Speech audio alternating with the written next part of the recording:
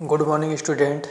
आज हमें क्लास 11 का मैथ पढ़ना है और चैप्टर है थर्ड ट्रिग्नोमेट्री पढ़ना है। इसमें समझेंगे ट्रिग्नो का मतलब तीन कोणों से बना आकृति जिसे हम त्रिभुज बोल सकते हैं। मैट्रिक का मतलब यहाँ पर क्या है? मेजर करना। मेजर का मतलब ये होता है मापना। यहाँ पर मेजर का मतलब होता है मापना। मैट्रिक का हिंदी मिति होता है। यहाँ पर मिति ले लिए। ट्रिग्नोमेट्रिक का मतलब यहाँ पर साफ साफ हो गया कि त्रिभुज का माप, मतलब त्रिभुज के कोण और त्रिभुज के भुजाओं का माप करना है। त्रिभुज के कोण और त्रिभुज के भुजाओं का यहाँ पर माप करना है। तो यहाँ पर कोण को देखेंगे। यहाँ पर हम कोण को देखेंगे। पहला कोण इसमें दिया है साष्टिक पद्धति। साष्टिक पद्धति को समझेंगे। साष्टिक पद्धति को इसमें देखेंगे। क्या रहा है? कोई भी क्षैतिज रेखा है जिस पर एक ऊर्ध्वाधर रेखा मिला हो, इन दोनों से बना कोण, इन दोनों रेखाओं से बने कोण को हम समकोण, इन दोनों रेखाओं से बने कोण को हम समकोण बोलेंगे। क्या रहा है इसमें कि एक समकोण को 90 बराबर भागों में बांटा गया है। एक समकोण को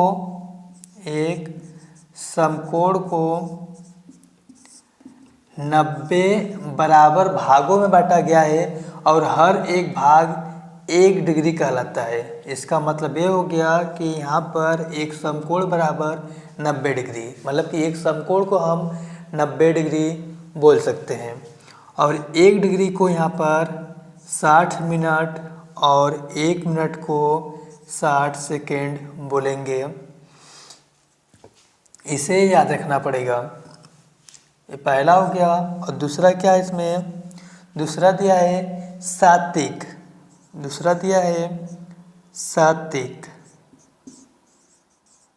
पद्धति।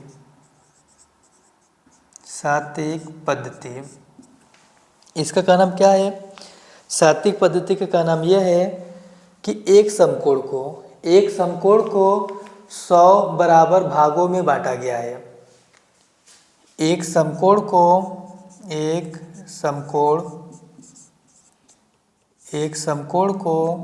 100 बराबर भागों में बांटा गया है। अब क्या रहा है इसमें?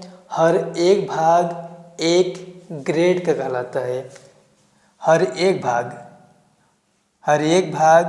ग्रेड कहलाता है।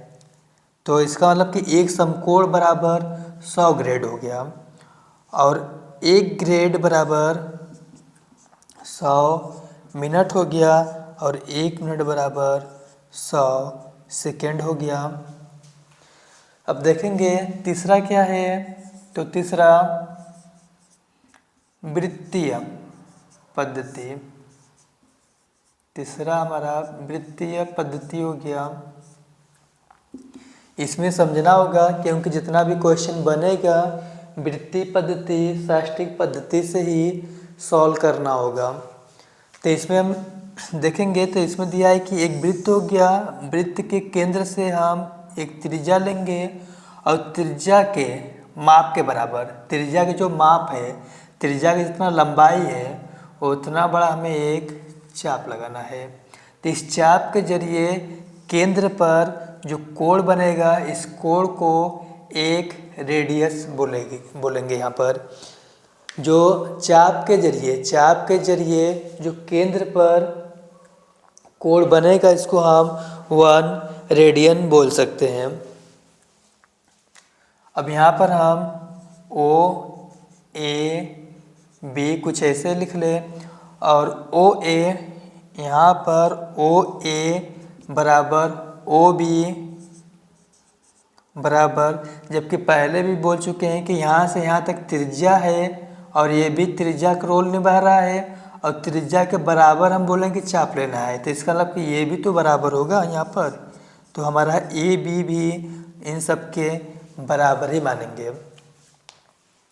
फिर क्या बोला है इसमें, साष्टिक पद्धति और वृत्तीय पद्धति में संबंध बताना है। चलो अच्छा, यहाँ पर मैं साष्टिक पद्धति और वृत्तीय पद्धति में संबंध देखेंगे। इसमें क्या कर रहा है, इसमें कह रहा है कि वो फिगर जो है यहाँ पर ए बी ओ और ये हम सी मान लिए। इसमें क्या कर रहा है कि वृत्त के केंद्र पर जो कोण बनता है वो चाप के अनुपात में रहता है। क्या मतलब है यहाँ पर क्या मतलब दिया है कि एंगल ए ओ बी जो है 2 समकोण के अनुपात में रहेगा। मतलब कि यहाँ पर इसके अनुपात में हमारा 2 समकोण रहेगा। और इसका मतलब समझेंगे, यहाँ पर जो एंगल है हमारा, एंगल जो है ये हमारा चाप ए बी को शो करेगा और ये जो है हमारा ए बी सी को शो करेगा, ए बी सी को शो करेगा। अब इन दोनों को हम थोड़ा सा फिर से समझें, इन दोनों को थोड़ा अच्छे से समझे क्या है। यहाँ पर दिया है कि angle A O B, angle A O B मतलब यहाँ पर जो कोण दिया हुआ है उसको यहाँ पर हम शो किए हैं और इसका चाप हमारा ए और बी कहलाएगा। और यहाँ पर 2 समकोण का मतलब समझेंगे। समकोण का मतलब होता है 90 डिग्री। जो यहाँ पर बताया गया है कि एक समकोण 90 डिग्री, इसको याद रखना पड़ेगा क्योंकि इन्हीं दोनों में हम कंपेयर करें, मतलब कि संबंध बता रहे हैं इन दोनों में, तो इन्हीं दोनों को हम यहाँ पर लेके करेंगे। एक समकोण मतलब 90 डिग्री, 90 डिग्री का इसमें गुणा करेंगे तो 180 होगा। और आपको पता होगा कि एक वृत्त जो है 360 डिग्री का कोण बनाता है और उसका आधा 180 होगा। आधा मतलब ये पूरा घूमेगा तो 360 बन जाएगा, आधा मतलब यहाँ तक, ऐसे मतलब यहाँ से यहाँ तक का कोण हमारा 180 बनाएगा।